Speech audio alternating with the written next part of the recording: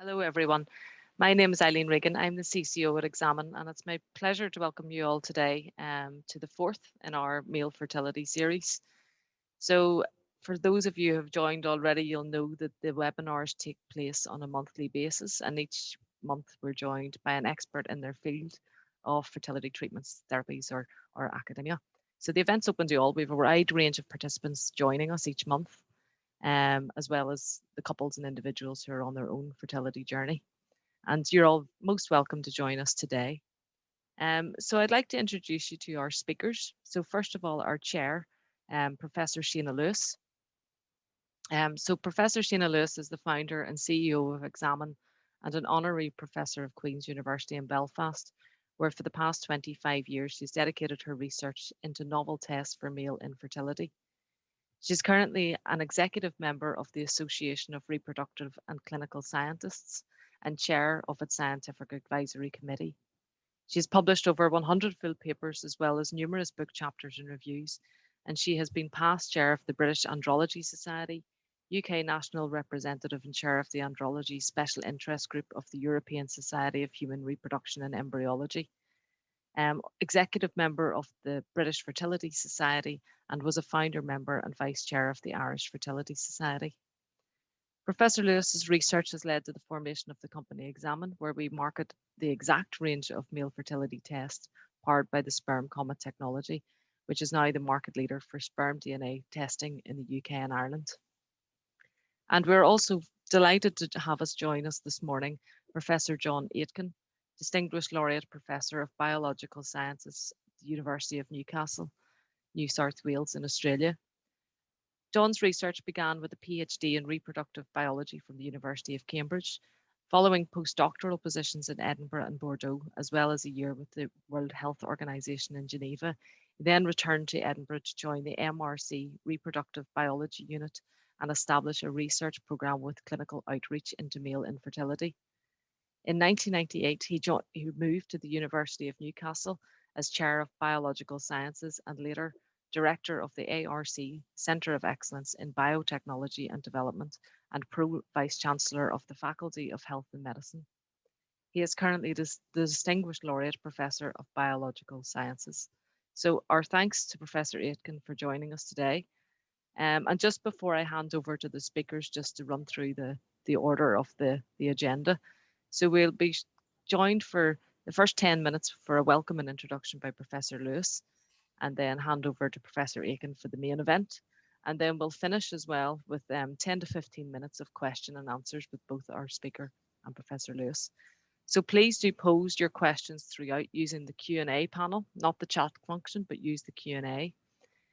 You'll also have the opportunity to rate any questions, and we'll then be able to make sure that those ones get answered during the session. And if you do experience any technical issues, please use the chat function and we'll do our best to be able to help you. So attendees will be muted throughout and videos enabled for our speakers only. All the events in the series are recorded and will be made available on the events page of the examenlab.com website following each session, and allow us for 24 hours, but we'll do our best to get this one online early. And we also offer 1 CPD point for all of the attendees for the event, and a certificate will be circulated following the event for you also. And at the very end of the session, you'll be invited to rate the events. So please do so. We welcome your feedback and how we can offer more to you in future for these sessions. So without further ado, I'll now hand over to our chair, Professor Sheena Lewis, to start the session.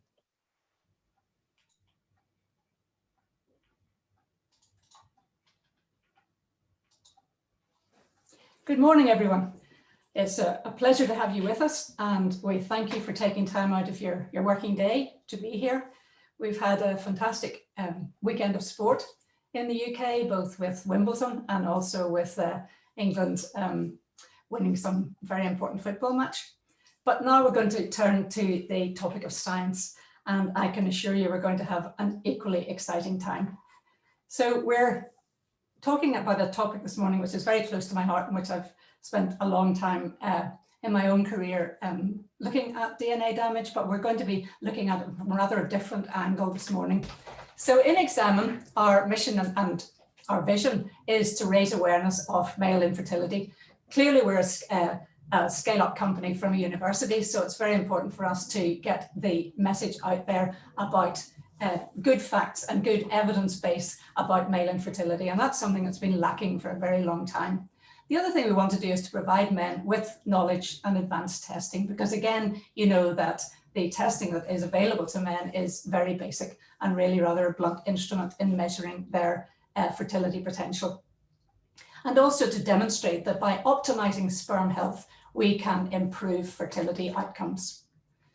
Now, as I was saying, semen analysis will give you 3 very important factors about your sperm. It'll give you the sperm count, the motility, and the morphology. But really that isn't sufficient, because those aren't the factors that are going to give the couple the baby that they want. It's the quality of the sperm and that of its DNA. And that's the only thing that matters after a sperm fertilizes an egg. Just to tell you a little bit about Examen, we've been going for over 10 years now. We started as a very small company in the corner of a pathology lab. And over the years, we have expanded. We have developed CE marks, ISOs. We've now got an ISO 13485, which, believe you me, was an absolute nightmare to adhere to all the regulations that are necessary. But what it does mean is that we have a very good quality service and tests to provide to the public now. So why would you choose Examen over other tests? Well, one is because the exact test can diagnose male infertility much more accurately than a semen analysis. They can predict the likelihood of your success in your treatment. They're based on 25 years of research that we have done, non-commercial, university-based, peer-reviewed research. We're told we've got an excellent customer service, and I don't doubt that when I listen to how my team treats our customers. The Comet assay is the only test on the market that actually reports the amount of DNA damage per sperm. It can detect single and double strand breaks. And we are now in the position where 80% of leading clinics in the private sector in the UK are using us. So we're delighted by what we're able to offer. But what does exact testing do for men? Well, it allows men to take back control of their fertility. We have heard so many times that men feel completely emasculated, neglected, almost ostracized from the journey. They're never even told what's wrong with them, or they're never included in the patient consultations on many occasions. And once men know what their problems are, they are absolutely delighted. And it gives them an opportunity to improve their sperm quality, and it allows them to remain engaged in their treatment. We're delighted to say that over the last few years, measuring sperm DNA damage has become much more routine. The European Association of Urology is now suggesting that more complex testing than semen analysis may be required, especially for couples who've got unexplained infertility. And of course, that's 25 to 30% of couples who present with fertility problems. The ESHRE guidelines for recurrent pregnancy loss are also suggesting that men ought to be considered, and it's best practice to tell them to look at their lifestyles and have their DNA tested. And at the moment, I'm co-authoring an update on this guideline. And of course, the latest edition of the WHO manual has now brought in the fact that the evaluation of sperm DNA damage could constitute an important addition in the workup of the male.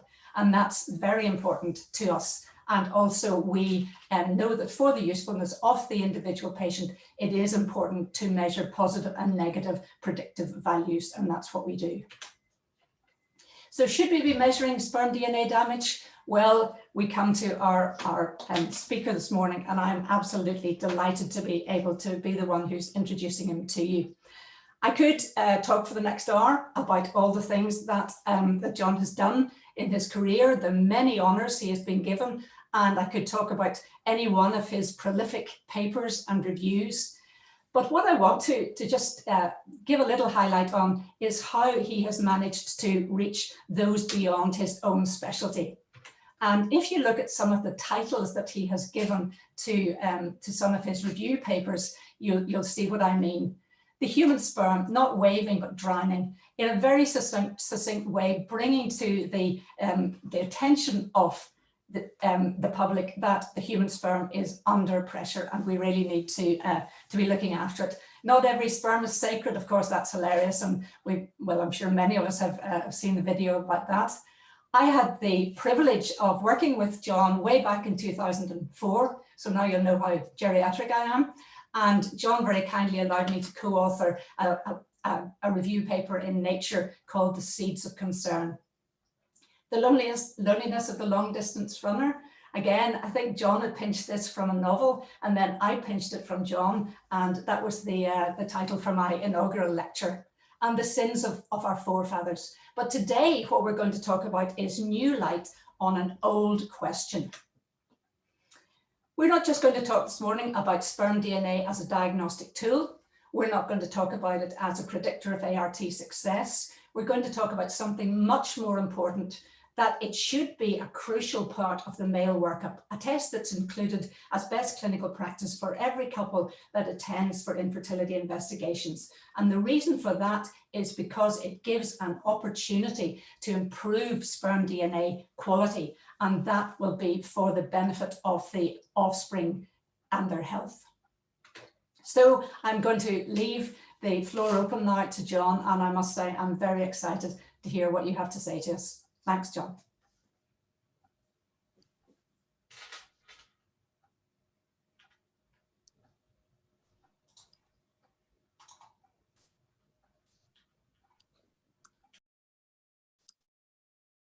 So hopefully that's working for you all now, and very good morning to everybody.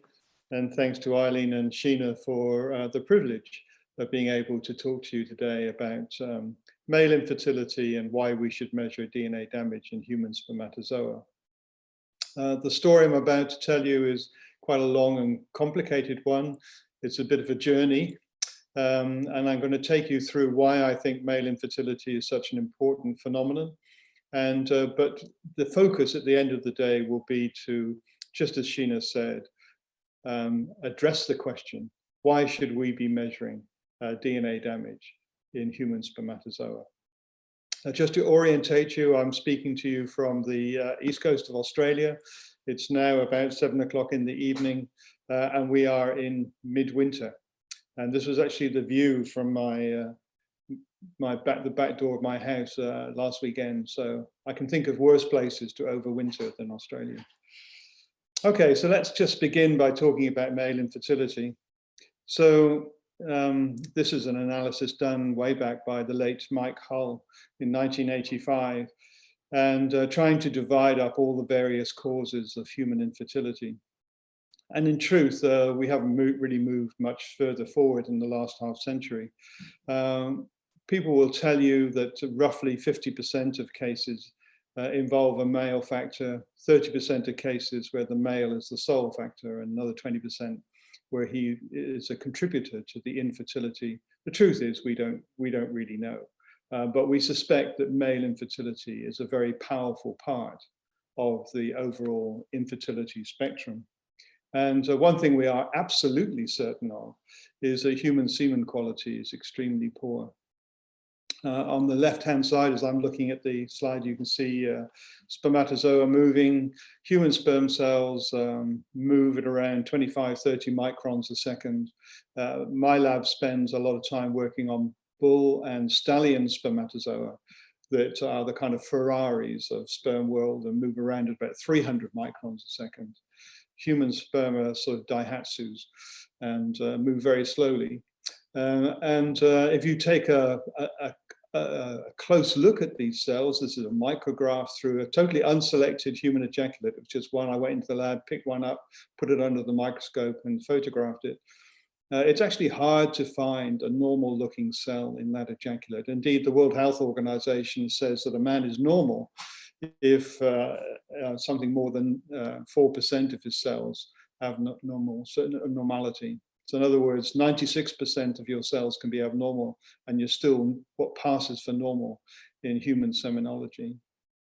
So human semen quality is poor, and there's some evidence that with the passage of time, it gets poorer.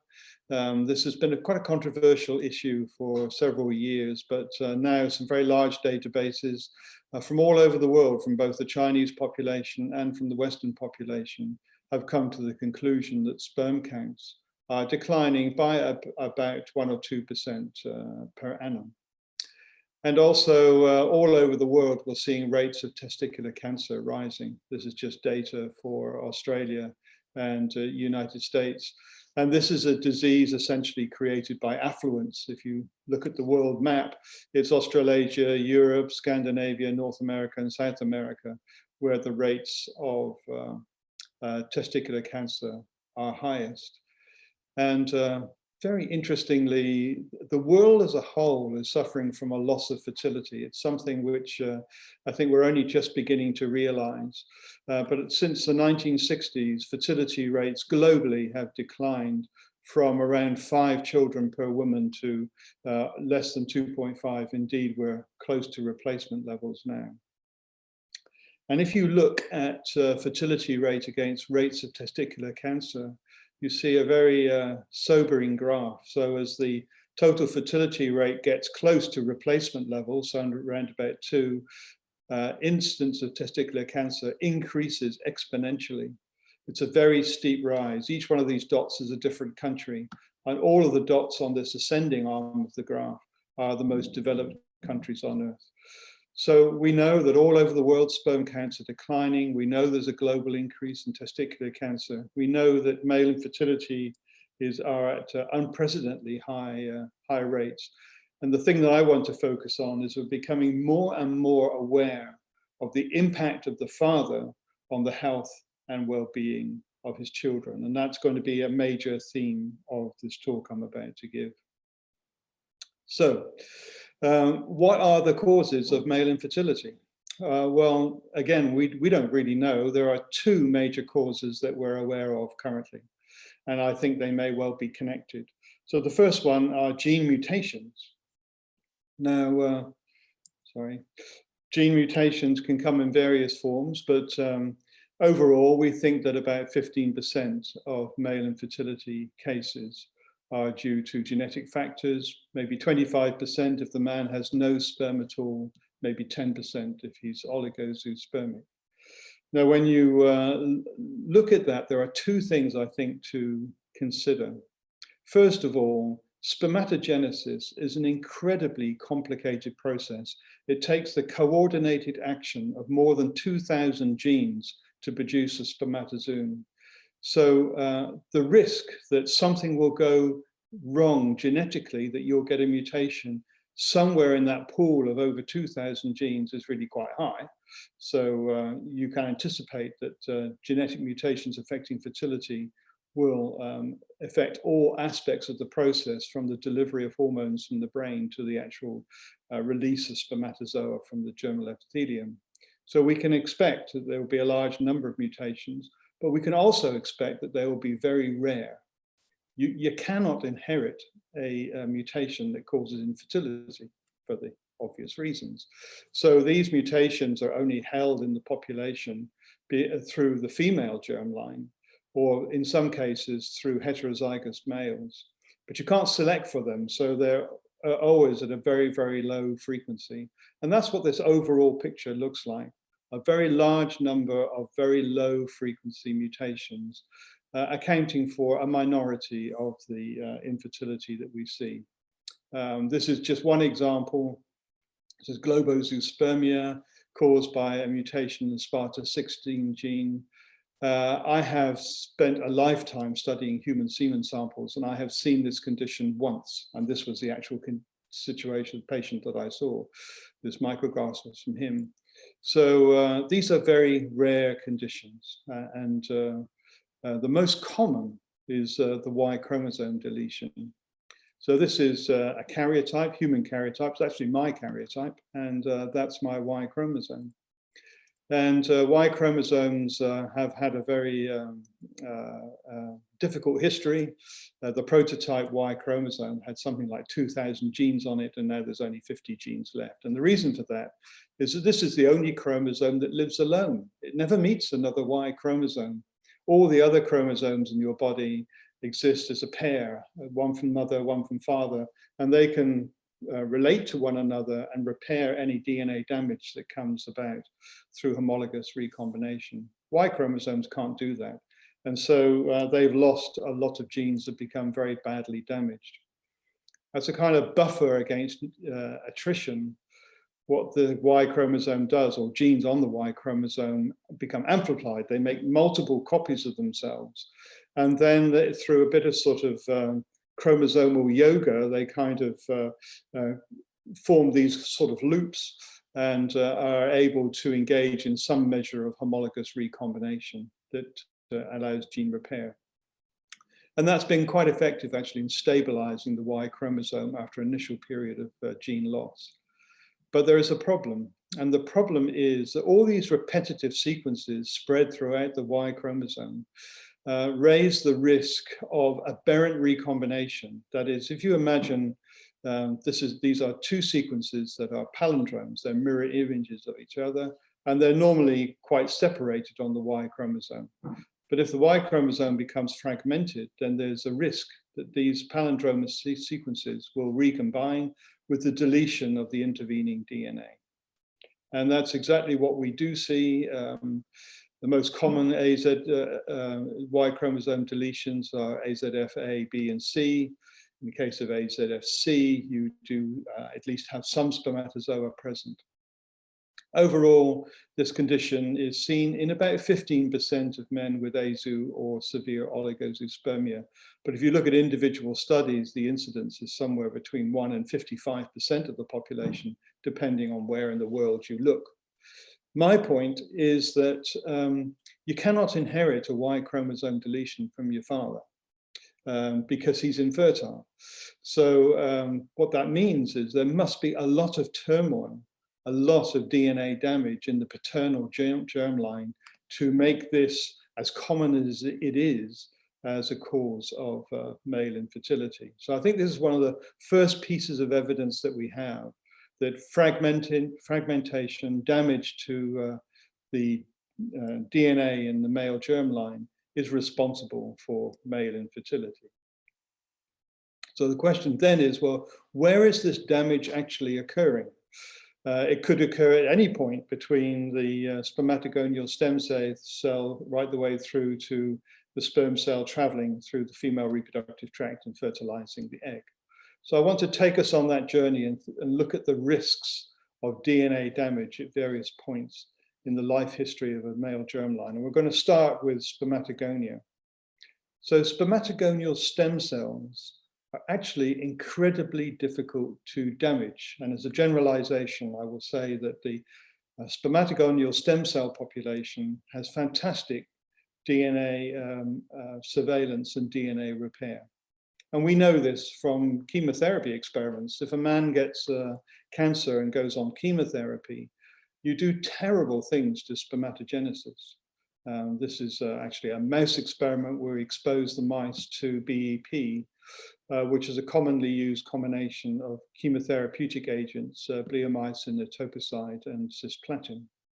You add that to the mouse and spermatogenesis totally wrecked.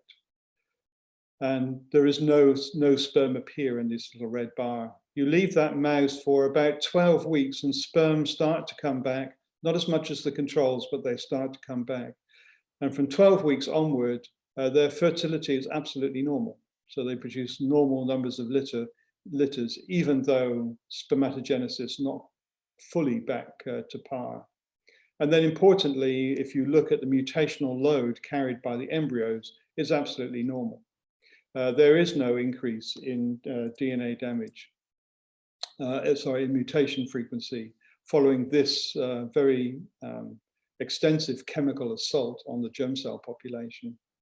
And this actually accords with clinical experience. So men who've had chemotherapy, if they wait until the chemotherapy has worked its way through, so give themselves 12 months, can certainly have children, and the children they have no increase in birth defects of any kind.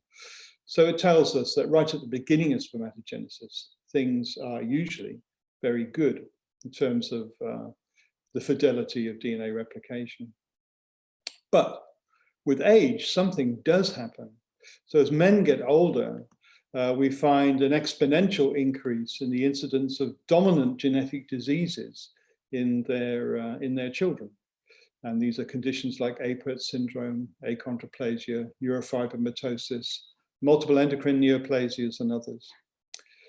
So, what is the cause of this has been a very important question.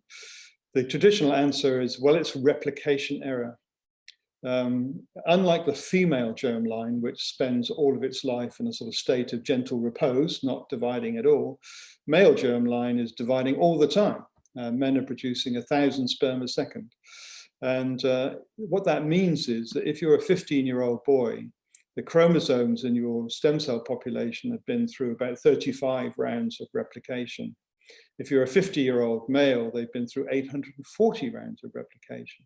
And with every extra round of replication, there's a risk that an error will occur. And that generates the mutations that are responsible for these conditions. It's plausible, but it can't be the whole story. For one thing, these conditions like Apert syndrome and achondroplasia are created through single mutations. So 1 in 3.2 billion bases became mutated. And yet the incidence of the conditions overall is about 1 in 20,000 live births. So these numbers just don't add up. There's got to be some reason why these particular mutations are so common in the children of aging males. And the answer is really interesting. So it turns out that all these mutations that cause Apert syndrome, achondroplasia, and so on, are in tyrosine kinase receptor pathways. And if you get a mutation in those pathways, what it does is to confer a selective advantage on the spermatogonial stem cell. In other words, you get more of them. And we think the reason is that a normal stem cell undergoes an asymmetric division, producing one copy of itself and another one which differentiates into a sperm. But if this pathway is mutated, you get an aberrant symmetrical division so that the number of spermatogonial stem cells suddenly starts to increase. And if you look at the testis through a 70-something or 78-year-old male, you will see little islands of mutant germ cells. And what's happened is that these germ cells, they've got this mutation, and now they've exhibited a clonal expansion because they've got an advantage over all the other germ cells that are obeying this rule. They have now got their own rule. And so the possibility that one of these mutant stem cells will then produce a sperm cell that will generate achondroplasia in the offspring increases dramatically. So it's called the selfish spermatogonial selection model, and it does seem to account for these dominant genetic mutations.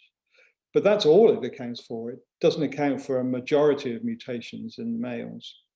And actually, if you look at the de novo mutations in children as a function of their mother's or their father's age, it turns out that around 75% of all mutations in children come from their father, not from their mother. And the difference in that mutational ratio is apparent in right from the very beginning of germ cell development, right from puberty onwards. So it can't be replication error because it's already, there's some feature of the male germline which is already apparent right at the beginning of reproduction, which means that the mutational load will be higher in children than in mothers of the same age. So what can that be? Well, we don't think it's the first half of this spermatogenic process, but it's likely to be in the second half, when the sperm cells are released from the testis, go down the epididymis, and then participate in the process of fertilization. Because at this point in the life history of a sperm cell, it's gradually now lost its capacity for DNA repair. And the chances that it will become damaged have been increased. So what could cause that DNA damage? But there are very few things that can damage DNA. In fact, there are only two things. One is an oxidative stress, a free radical attack, and the other is a nuclease. And what I'm going to tell you now is that the former oxidative attack is the major way the DNA is damaged in the male germline. So this is a very complicated slide, but I'll try to take you through it slowly because it really tells you the story about why oxidative stress is so important. This is a section through a mitochondrial membrane. This is the cytoplasm, the intermitochondrial space, which is here, and then the matrix. Life is possible because mitochondria can rip hydrogen atoms out of NADH and FADH, and then split those hydrogen atoms into protons and electrons. The protons accumulate in the intramembranous space, creating a concentration gradient, and then they flow down through the ATP synthase, the smallest molecular motor known to man, to generate ATP. And that's how mitochondria work. They accumulate these protons in the intramembranous space in this region, and then they pass through the ATPase to generate ATP. That's fine. But what do you do with the electrons? Well, the electrons are, it's got a mind of its own.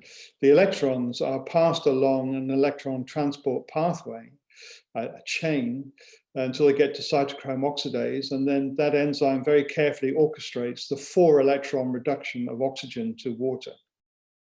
And that's how the mitochondria should work, and everything is fine. But occasionally, what happens is electrons escape.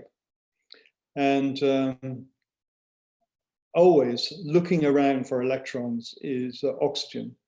It's nature's electron scavenger. It's like a breakaway forward in rugby. Wherever it can find an electron, it will pick it up. And you get then the 1 electron reduction of oxygen to form superoxide. And then that combines with itself to make hydrogen peroxide. So as a result of all of that, you have a number of oxygen metabolites, superoxide anion, which is the 1 electron reduction product of oxygen, hydrogen peroxide, the 2 electron reduction product of oxygen, and then in the presence of transition metals like iron, a lot of other radical species, hydroxyl peroxide radicals. And we call all of these together reactive oxygen species. And they can be very pernicious.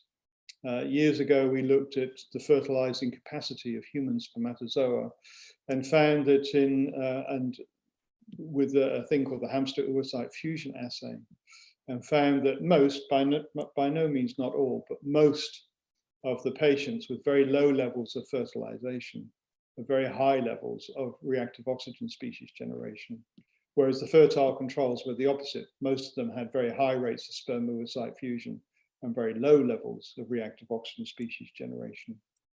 And we actually did a prospective study, which nowadays would be absolutely impossible. We took 139 couples characterized by a normal female partner and followed them for a period of 4 years with no treatment, just looking at spontaneous pregnancy rates. And what we found is the men who had very low levels of reactive oxygen species generation in their sperm had very high spontaneous pregnancy rates, nearly 60%, whereas if the levels of reactive oxygen species generation were high, spontaneous conception rates were very low. So this gave us some confidence that we were looking at something meaningful. And indeed, we can now demonstrate beautifully that human spermatozoa can make superoxide anion. It can make reactive oxygen species. Every red cell you see in this micrograph is generating superoxide anion.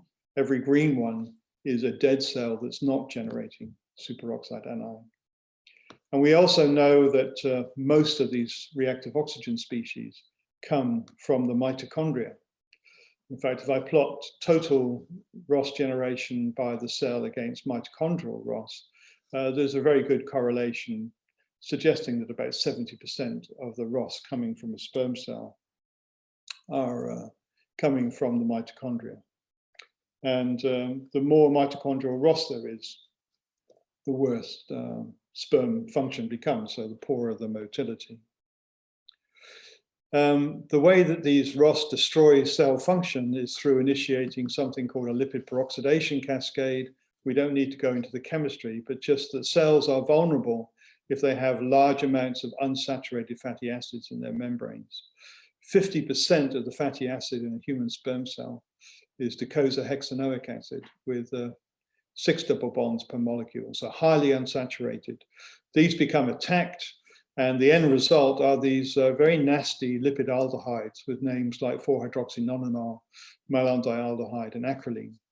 If you see these things, you know that the cell has undergone a severe oxidative stress. And indeed, if we look at mitochondrial Ross generation, it shows a nice positive correlation with the appearance of these aldehydes. And the more aldehyde there is, the worse sperm function becomes. So these aldehydes are really good parameters for measuring oxidative stress in sperm cells, and they correlate negatively with every aspect of sperm function you care to measure. And importantly, once these aldehydes are created, they initiate a self-perpetuating cascade, which means that the oxidative stress just perpetuates through the cell. So this is 4-hydroxynonenal. The electron withdrawing properties of this hydroxyl and this carbonyl mean that this carbon here is very electrophilic, and it goes looking for the nucleophilic centers of proteins to bind with, and it finds them all over the cell, but particularly in the mitochondrial region. And we've done some chemistry on this and found that the major target is succinic acid dehydrogenase, which is bound by this 4-H&E, and that stops the electrons flowing through the mitochondrial electron transport chain in the way they would normally do so, and leads to more superoxide anion generation, which goes up in a dose-dependent way. So you end up with this self-perpetuating cycle. The mitochondria start to generate some Ross that causes lipid peroxidation. That creates these lipid aldehydes like 4-H&E and acrolein. That adducts then the succinic acid dehydrogenase. That leads to more mitochondrial Ross generation and so on in a self-perpetuating cycle. And actually, I haven't got to show the data today, but that same self-perpetuating cycle occurs in eggs as well and is responsible for the death of oocytes. And then the other thing that these things attack is, these reactive oxygen species attack is DNA. And the guanines are the particularly vulnerable bases when it comes to oxidative attack. And either 4-H&E will adduct onto the guanine, or you will get an oxidative adduct, 8-hydroxy-2'-deoxyguanosine. And these two, the 8-oxo-G and the 4-H&E deoxyguanosine, are very mutagenic. In the case of 8-hydroxyguanine, the presence of this base adduct destabilizes the DNA backbone, leading to an A-basic site and DNA fragmentation. So if you measure DNA fragmentation in sperm cells and look at the percentage that are 8-oxoguanine positive, we get a really good correlation, which suggests to us that most, if not all, DNA damage in human spermatozoa is initiated by a free radical attack. Later on, there may be other things happening, but it's initiated by a free radical attack. And that may seem strange because in most cells, that's not what happens. In most cells, DNA is fragmented through the action of nucleases. So if this is an archetypal cell, what you expect is that when this cell goes into apoptosis, then nucleases activated in the cytoplasm or released from the mitochondria will attack the DNA. I go back, there we go. They will attack the DNA, leading to the characteristic DNA laddering that you see in somatic cells. This cannot happen in sperm cells because of the way they're designed. Sperm cells, all of the mitochondria, which are stained in black, are in a completely different cellular compartment from the nucleus. And even if they got into the nucleus, they would discover not the beautifully dispersed chromatin of a somatic cell. They'd find the condensed chromatin of a sperm cell, which is close to crystalline. And so they wouldn't be able to penetrate very far into that structure anyway. The only thing that can be released from a sperm cell that has the capacity to move between compartments and gain access to the DNA is something small and membrane permeant like hydrogen peroxide. That explains why most of the DNA damage in sperm cells is oxidative. It cannot be mediated by nucleases because they just can't get access to the chromatin. So if this is all so important, how do sperm cells protect themselves from oxidative DNA damage? Well, this is the base excision repair pathway. I've shown a very simple DNA duplex here, and I've imagined that the oxidized base is in red. First step in this pathway is OG1. It's a glycosylase, and it actually removes that oxidized base to create an abasic site. And sperm cells have that. They have actually two variants of OG1, one in the nucleus, one in the mitochondria, and we can demonstrate the presence of this enzyme through proteomics. So tick, they have OG1. The next enzyme in this pathway, or enzymes, are APE1, the AP endonuclease, and its supported protein XRCC1. Sperm cells have neither of these. They have no APE1, they have no XRCC1. So because of this, the base excision repair pathway actually stalls. They can create an abasic site, but that's all they can do. Can't do any more. It stalls, which you'd think would be a disaster, but it's okay because the oocyte is loaded with APE1 and XRCC1. So I think in the perfect situation, this is an example of male-female cooperation. In the sperm cell, the oxidized base is removed, and then in the oocyte, the site is prepared for the insertion of a new base through the action of APE1 and XRCC1. So that's how it should be, and the world is living in harmony. The problem is that the egg doesn't have any OG1. So it's got lots of XRCC1 and APE1, but doesn't have any OG1. So what that means is if a sperm cell is still carrying 8-oxoguanine residues when it went into fertilization, it will still carry those lesions into S phase of the first mitotic division, and that creates then the danger of a mutation in the offspring. And some colleagues of mine have done the experiment of making a knockout mouse where they took out all of the enzymes that are responsible for removing 8-oxoguanine, with the result that in this mouse, the sperm cells contain very high levels of 8-oxoguanine. And these mice, when they're born, live very short and miserable lives during which they suffer a lot of death due to various kinds of cancer. And actually hydrocephalus is another major phenotype in those mice. And they show very high mutation rates. And the most common mutations are GC to TA transversions. And just to give you an indication of how that happens, we're all familiar with guanine, cytosine, adenine, thymine being the base pairs in normal DNA. But if your guanine becomes oxidized, it can, by just a bit of contortion, form a link with adenine. So you now get an adenine 8-oxoguanine base pair, and then the 8-oxoguanine subsequently replaced by a thymine. So you get a GC to TA transversion. That's called Hoogsteen base pairing, and is a sure sign that oxidative stress is occurring in your model. Do we have any clinical situations where we see that? Well, yes, we do. If you're a man and you smoke heavily, you've got very high levels of DNA fragmentation in your spermatozoa, and it's mostly oxidative DNA damage. If you do the experiment, we can't do this in humans, but we do it in mice, where we expose them to benzpyrines, you find that the offspring have very high levels of mutation. And exactly as we would predict, the two major forms of mutation are GC-TA transversions through the 8-oxoguanine residues I've talked about before, and also GC to AT transitions, which come about because of the oxidation of cytosine residues. So this is a sure sign in this model that you have DNA damage and it's causing mutations that are indicative of oxidative stress. And where that matters clinically is that this is a meta-analysis showing that the children of men who smoke heavily have higher rates of certain kinds of cancers, particularly leukemias and brain cancers.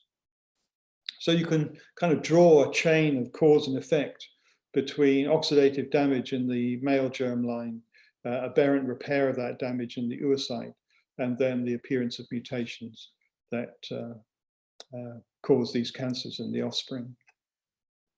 Another clinical example would be age. This is Ramjit Raghav. He at least was the oldest father in the world. He holding his latest child at the age of 96, and apparently wants even more children. So his image serves to remind us that with age, men don't lose fertility in quite the same dramatic way as women do. But what does happen is their gametes become less and suffer from more and more DNA damage. A young man over the age of 36 will have 3 times the amount of DNA damage in his sperm compared with a man under the age of 35. And this is a comet assay, actually, this one. And it's just showing you a linear relationship between the age of the father and the percent of cells with highly damaged DNA in the sperm. And what does that mean? Well, I've already talked about dominant genetic diseases, but they have their own special etiology involving selection of the male germ cells. But what we see with paternal aging is a whole raft of neuropsychiatric disorders. So bipolar disease and autism being 2 classic examples. Both of these conditions increase with the age of the father at the time of conception. And the reasons why these conditions are appearing is because of this, that as men are getting older, the number of mutations carried by their children increases as a linear function of their age. So 2 important things to notice. Look at the x-axis. These are not old men. These are just men of reproductive age between the age of 15 and 45. And as you go through your reproductive years, the incidence of mutation in your children is increasing. And when it gets to a certain level, you see the cases of autism kick in. So James Crow, one of my genetic heroes, said that the greatest mutational health hazard to the human genome is fertile older males, because they're responsible for lots of mutations in their children. A very important point in all of this is that in terms of sperm biology, if you expose them to increasing amounts of oxidative stress, the DNA damage, and again, this is a comet assay, the DNA damage increases at a time when the cells are still fully fertile and able to fertilize eggs. So it is very possible for a sperm carrying oxidative DNA damage to be able to fertilize an egg. And indeed, what we think happens is that you get a range of adverse circumstances. I've talked about smoking and paternal age, but there are many others, and they cause oxidative DNA damage in spermatozoa. Those sperm fertilize the egg, but because those sperm are loaded with 8-oxoguanine residues, you get aberrant and deficient repair in the oocyte, and that leads to an increased mutational load in the offspring. So this is one of the reasons why we have to measure DNA damage, because of this chain of cause and effect. If we want to protect our offspring from high rates of genetic mutation, you've got to know whether or not the male germline is carrying all this DNA damage. We've looked to see if there are hotspots of genetic mutation, genetic damage in the male germline. To do that, we just exposed spermatozoa to oxidative stress, and then analyzed the entire genome for the presence of 8-oxoguanine residues. And we discovered 2 things. First thing we discovered was there are parts of the genome which are very vulnerable to oxidative attack. And these are not in the so-called toroids, where the DNA is complexed with protamines, but in the interlinker regions that lie between the toroids. In general, we found that DNA damage, oxidative DNA damage, was spread throughout the genome. And in general, the bigger the chromosome, the more oxidative base lesions we found, with 2 exceptions. One are the sex chromosomes, which seem to be protected for some reason. But interestingly, chromosome 15 had a high level of oxidative DNA damage. This is chromosome 15, and under it I've lined up the oxidative base lesions occurring in this chromosome. They occur across the whole chromosome, but you can see an area here which is particularly vulnerable. Interestingly enough, to that area of the human genome, a number of neuropsychiatric disorders have been mapped, including autism, bipolar disease, schizophrenia, and Marfan syndrome. And interestingly, all of those conditions, every single one, is correlated with the age of the father at the moment of conception. So I think what's happening here is as men are getting older, their sperm are getting more and more DNA damage. Those DNA damaged sperm are then fertilizing eggs, and it's the aberrant repair of that DNA damage that leads to the mutations causing these conditions in the offspring. And because there are many different ways of causing oxidative stress, this is just one, this is just age, we would expect to see other kinds of conditions associated with these outcomes, not least of which would be male infertility. If male infertility involves oxidative stress, then wouldn't we expect an increase in the rates of spontaneous schizophrenia or autism in the offspring? And there's by no means a complete picture, but there is at least one study on quite a large number of couples, over 30,000, where ICSI, not IVF, but ICSI was associated with an increased risk of autism in the offspring. And interestingly, some colleagues in Spain actually did the experiment in an animal model of taking sperm cells, on purpose damaging the DNA, and then inseminating oocytes with ICSI. And what you learn if you do that is the offspring, again, lead quite miserable and short lives, during which they see a high level of cancer, and particularly in this case, it's cancers of the spleen and also some skin lesions. You see psychiatric disorders in the offspring, which affect their locomotion and their level of motility. And actually, interesting enough, much higher body weight from a very early age in embryos created through ICSI with spermatozoa that have suffered from DNA damage.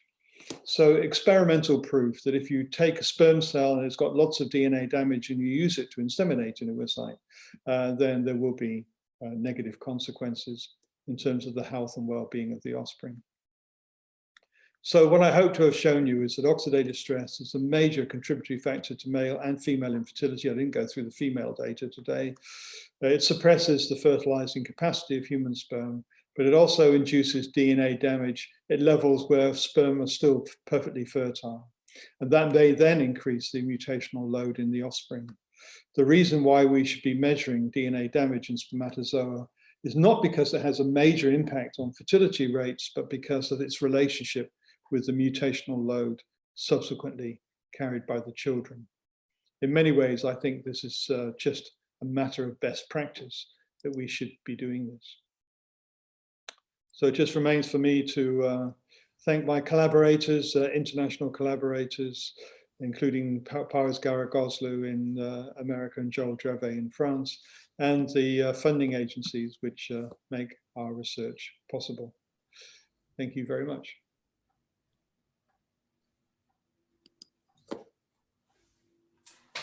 Thank you, John. That was a very interesting lecture, as usual, and you've certainly provided compelling evidence for testing DNA, I would have thought. But one of the major issues in actually translating good evidence into routine clinical practice is the hesitancy in the human spirit, and people are inclined to do what they've always done. And of course, in the whole area of fertility, they think that by using ICSI, alas, you've shown us quite the opposite, but they think by using ICSI, they're choosing the best sperm, and therefore that male factors don't really matter anymore. Can you give us any suggestions of how we can get doctors who've been trained looking after the female and their whole area of practice is female focused? How are we going to get them to realize that this is really important? Well, I think the move towards ICSI, and in particular the indiscriminate use of ICSI, so ICSI for all, has been largely driven by insurance companies and mistaken belief that if you have ICSI, the chances of fertilization and embryonic development are enhanced. But the data sets I've seen don't actually support that. So you get equal fertilization rates regardless of whether you use ICSI or you use IVF. And I guess the advantage of IVF is that there's at least a measure of sperm selection there. So the sperm cells have to engage with and penetrate a zona pellucida. Whereas with ICSI, there isn't that measure of selection. And there is a risk that you take a cell and inject it when it's carrying still a significant amount of DNA damage. And you can't, it's Schrodinger's cat. You can't find out whether it's got any DNA damage without killing it. So it's a lottery when you're injecting spermatozoa into an oocyte as to whether you're going to do damage or good. Yeah. Well, I think one of the advantages about measuring DNA as opposed to doing a semen analysis is that there seems to be a fairly repeatable measure. As long as the man hasn't gone on a stag weekend or else had a terrible fever, the DNA quality both within one spermatogenic cycle and between spermatogenic cycles stays a lot more closely aligned than a semen analysis does. So yeah. You could do tests in advance. Yes, that's right. So it is a relatively consistent feature. Indeed, several years ago, we treated a couple in Sydney who had 10 years of infertility. Wherever they went, they were told they had unexplained infertility, and no good embryos ever resulted. And we did an analysis of DNA damage on the sperm, and it was very high. We were using a SCARSA assay in that case, but it was very high. So then what we did was to use an electrophoretic method to isolate the cells which have the lowest levels of DNA damage. And the female partner conceived immediately. And 2 years later, they insisted on using the same device and they conceived again. So, I think if you can select cells that have low levels of DNA damage, it is helpful in terms of the outcome for the couple, both in terms of the number of embryos you'll generate, but also the quality of those embryos. And I agree that when DNA damage is occurring, it tends to be a consistent feature of an individual. I don't know if you've seen, Don Evanson's work where he looked at thousands and thousands of males and plotted DNA damage against paternal age. Yes. It's a very robust correlation. It's clearly something that happens to all men. Yes, yeah, absolutely. And a similar paper came out from Dennis Dacus last year. And I thought what was so really surprising was the age at which damage started to be observed. I mean, we weren't talking elderly 50 plus, we were talking about men who were less than 40, 35-year-olds, whom we thought were in their prime. Indeed. And I showed in the talk I just gave the data from Iceland, which is Kong et al.'s data. And they plotted not so much the DNA damage in the sperm, but the mutational load carried by children as a function of their father's age. And remembering, of course, that 75% of all de novo mutations occur in the paternal germline.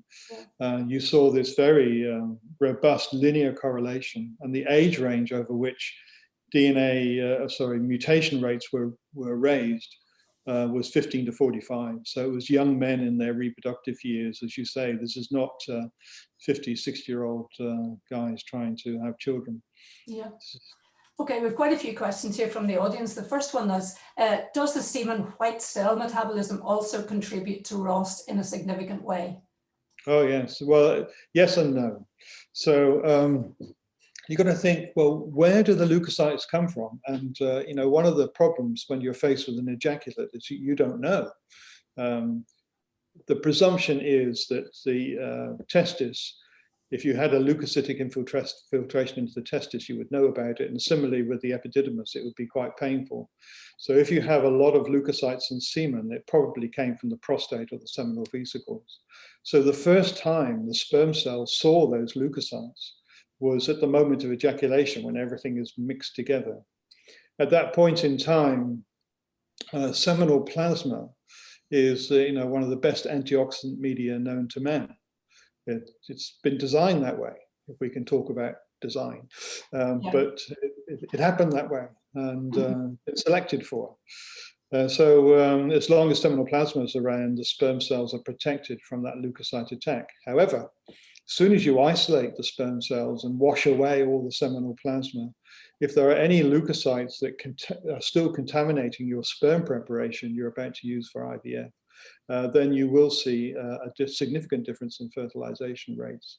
I published a paper with Sheila Kraus on just that issue many, many years ago. Yeah, leukocytes can be quite damaging, particularly if you remove the protective effect of seminal plasma. Yeah, thank you. There's another question here, and it's about the WHO, the next edition. Is it recommending that all male infertile men should be given tests as routine? If you mean DNA damage tests as routine? So, yeah. Yes, well, I think you and I would both agree that this is probably a good thing. Yeah. You've got to remember that the semen profile, people talk of it as if, it's telling you something about the etiology of the infertility. Of course, it tells you nothing. It's simply a descriptive process. And the link between the quality of the semen profile and fertility is not a very robust link. You've got to have very severe impact on the semen profile in order to be seeing infertility. And even normal fertile man, if you follow them longitudinally, and in one of the early WHO editions, they did just that. They followed a single man longitudinally throughout the course of the year. Yeah. He's a perfect fertile guy, but every so often something happens and his sample is oligozoospermic, or he has very poor sperm morphology. So even within a single individual, it's quite variable. Mm-hmm. So then you've got something like DNA damage, which, as you've already pointed out, is relatively consistent within a male, and actually tells you something about the quality of the spermatogenic process and the likely quality of the embryos that you're going to generate. So, why would you not include a criterion which is informative, whilst you're spending a lot of time measuring criteria that are probably not being informative in the shape of the semen profile?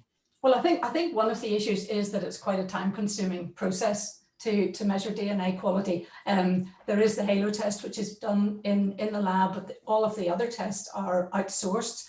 I mean, if you were to predict the future, and I know you predicted it very accurately on many occasions, but if you were to predict it now, what would you say about sperm DNA testing? If what you say comes true and every clinic starts to measure sperm DNA routinely, how do you think that's going to be done? Is it all going to be outsourced, or do you think it's going to be done in-house? Or, I mean, there are very significant staff costs in doing it in-house. Yeah, so the first thing I would say is, well, we need, we haven't done enough research into this area to really know what the various tests are measuring, how relatively sensitive they are. The problem with an ejaculate is that you may have a cell in the ejaculate which is suffering from DNA damage, but you don't know when it was damaged. It could have been 2 weeks ago it was damaged. It could have been the moment of ejaculation it was damaged.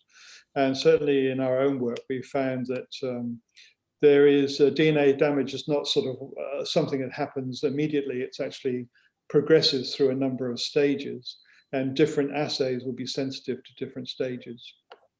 So I think one of the things we've got to do is to do a rigorous comparison of different technologies to make sure that, maybe it is the COMET assay, maybe it's the SCARSA assay, maybe, I don't know, whatever it's going to be the right assay to use. The data, to my mind, suggests that most of those are correlated with each other. I think there are certainly COMET, SCARSA correlations I've seen in the literature. You would know much more about that than I. Well, actually, if I could just mention the HAB Select study, which we were involved in, which was the randomized control trial. And we have submitted a paper which has got provisional approval from Human Reproduction, where we're actually showing that the inter-assay correlations are very low. So the tests aren't very well correlated with each other. But I think there's probably horses for courses. There'll be different tests which are better for different aspects of infertility. Yes, indeed. Well, that's all yet to be unraveled, right? Yeah. So we don't know which tests are best for what situations. And ultimately, you know, the way that diagnostic systems go is they become heavily automated. So once we've determined what the right assay is, no doubt some company will come along and automate it, and you'll be able to do it in the lab very quickly. But there'll be an intermediate time when we're still trying to figure out what assays to use, when to use them, and how to interpret the data. And we just need more of that fundamental work now before we get to finalizing a particular test and automating it. Yeah, I think there's another question here. Oh, it's about commenting on different sperm selection methods. Sperm selection methods. Yeah, there are many, and there are a lot of, actually there's a growing number now, because people have learned how to exploit some of the properties of sperm to isolate them. So there are chemotactic properties, rheotactic properties, and even thermotactic properties of sperm cells that have been exploited in sort of microfluidic devices to isolate spermatozoa. And there are devices like the Zymot device, which is a microfluidics device, if you like, but essentially is doing on a very small scale what the swim up kind of procedure does. And then we've got density gradient centrifugation. So there are many different techniques. Again, I think it's we're in a state now where we don't really understand what the best technique is. And certainly, I know several labs in the world are now comparing different techniques. And for my money, the thing that we want to try to identify is the technique which gives you the cells with the lowest levels of DNA damage. That's the important thing, particularly if you're doing ICSI. For IVF, as we've already said, there'll be an element of selection where at the level of the oocyte, which means you don't have to select quite so rigorously beforehand. So do you think if there were a good selection technique, you wouldn't need DNA testing? Would that mean that you would just use a selection technique and you wouldn't have to Yeah, so to my mind, these things are not exclusive. And what I think people should do is do the DNA testing first. Let's see if the patient has high levels of DNA damage. If the patient does have high levels of DNA damage, then there may be certain sperm fractionation procedures you should use. Which may be, you know, more better able to select cells with low levels of DNA damage from a pool of those that are very highly damaged. Okay. And certainly we've worked on electrophoretic separation, but there are other methods for doing that kind of thing. So I think the choice of selection method may well be predicated on the outcome of the DNA damage result. Correct. Can I ask you one final question? This is from someone in the audience, and they're asking if you can measure DNA damage in a blood sample rather than in a semen sample. I assume they're measuring damage for sperm. Yeah, great question. Great question. And yeah, we're looking at that at this very moment. So the question really is, to what extent is the semen sample acting like a canary in the coal mine? So perhaps the patient is suffering from systemic oxidative stress, and the spermatozoa are just really good canaries that are reflecting what's happening in the body as a whole. And I think there will be conditions where that's true. This may be true in cases of obesity, for example. It may be true in cases of diabetes, for example, where we know that there is an overall systemic oxidative stress associated with these conditions. But there'll be other times when that isn't the case, where it's local because of an infection. It may be some local prostatitis or epididymitis or so on, where you won't see that reflected in the overall circulating levels of DNA damage. So I think we need to do some fundamental work to figure out how often sperm DNA damage or oxidative stress is reflected in the blood samples or the urine samples of the patients, and how often it's a very localized event. Sorry, can I just take the prerogative of asking you one more question? And this comes from a clinician. How should we counsel couples we're treating where we have identified high DNA with regard to potential problems for their children? Big question. Yes, very good question. Well, I think you have to make them aware that this DNA damage is there. and that there is a risk of an increased mutational load in the offspring. Whether there's a phenotype, that's always the big question. There are 3.2 billion bases out there. And if you assume that, I don't think it is totally random, but if you assume random mutations all over that genome, you may not get a phenotype in the F1, in the offspring. But you may get a phenotype in the next generation or the generation thereafter. So it's always very difficult to predict whether you will see a pathological change in the offspring in response to DNA damage. I think the safest thing to do is to do everything you can through the use of antioxidants or through the use of DNA sperm fractionation procedures to reduce the amount of DNA damage going into the embryo. Okay, we've run out of time, sadly, because I certainly could listen for a lot longer to your wisdom. But just want to say thank you very, very much, John, and I'll hand back to Eileen. Okay, thank you. Thank you so much, John. That was fascinating, and I can see by the comments and the questions that everyone is, yeah, I think you've blown a few people away today. So thank you very much. So just a reminder for everyone of the next speakers that we have coming up. So we have a very exciting panel over the next series of months to take us up to the end of the year. So on Tuesday, August 3rd, we'll be joined by Dr. Jonathan Ramsey, consultant urologist of the Hammersmith Hospital and Imperial College, the Lister Fertility Clinic, the Beaconsfield Fertility Clinic, and the Agora Fertility Clinic in West Sussex. And Dr. Ramsey will be discussing the ideal urological workup for males experiencing infertility. And then we moved to a very international panel. So on October 5th, we're joined by Dr. Sandro Esteves, founder and medical director of the Androfert Andrology and Human Reproduction Clinic in Campinas, Brazil. And Dr. Esteves established the first Brazilian fertility clinic with a primary focus on male infertility and has been included in the list of the world's most influential scientists. On November 2nd, then, we're joined by Peter Humiden, professor consultant of the Fertility Skive Regional Hospital and Department of Health at Aarhus University in Aarhus, Denmark. And he will be discussing his new book, Super Sperm, DNA Fragmentation and the Role of Lifestyle. And then our final event of the year will be on November 30th, where we'll be joined by Professor Andrea Salonia, Professor of Urology, University Vita Salute San Rafael, and Director of the Urological Research Institute, IRCCS, Hospital San Rafael, discussing is infection a common cause of male infertility. So we have a very exciting panel coming up for you. And if you haven't already registered the events, you can do so via our events page on the website. So that just leaves me to say once again, thank you to Sheena, thank you to Professor Aitken for joining us.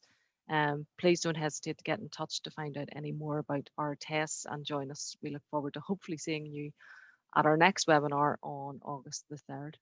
So enjoy the rest of your day. Thank you.